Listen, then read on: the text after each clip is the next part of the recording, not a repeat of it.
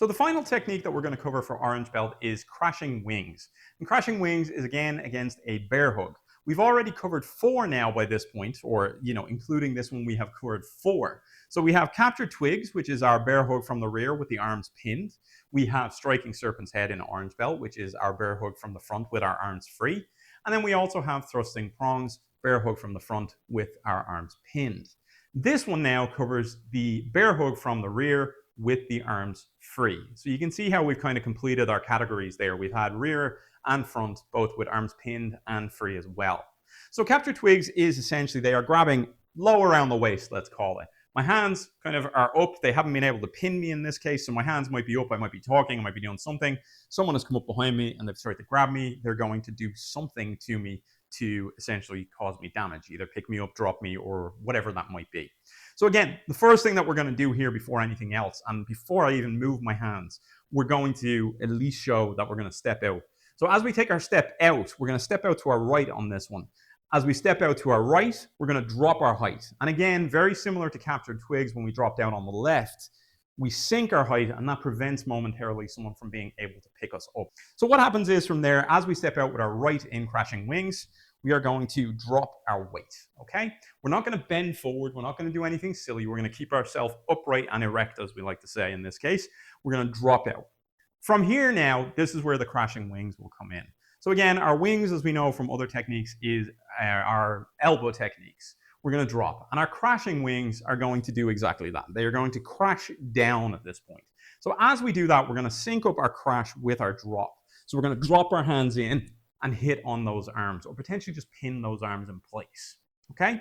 Once we've done that, we're going to take ourselves over and we're going to bring this in almost to a cat position and put our leg behind their legs, okay? So again, we need to drop out, not just to balance ourselves and to get ourselves that little bit of stability. What we're also doing is clearing a space to move into. So our goal from here is we're going to bring our foot in almost fully to a cat stance, if we take it ideally, and we're going to bring our base together and then put our leg behind the other person's legs. From here, as we do that, we're going to go essentially to a rear bow or reverse bow in this one.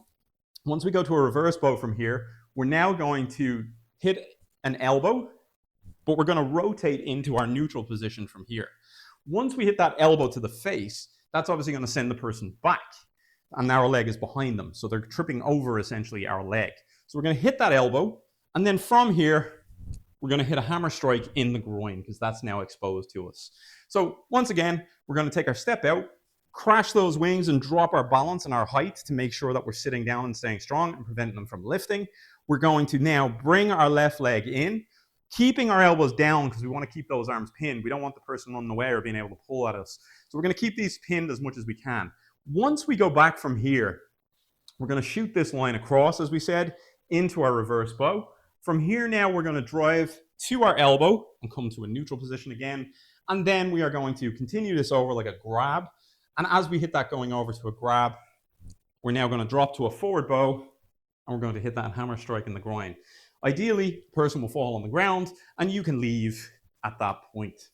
So that's crashing wings. Now again, crashing wings does show up in short form 3. It does also show up in long form 3.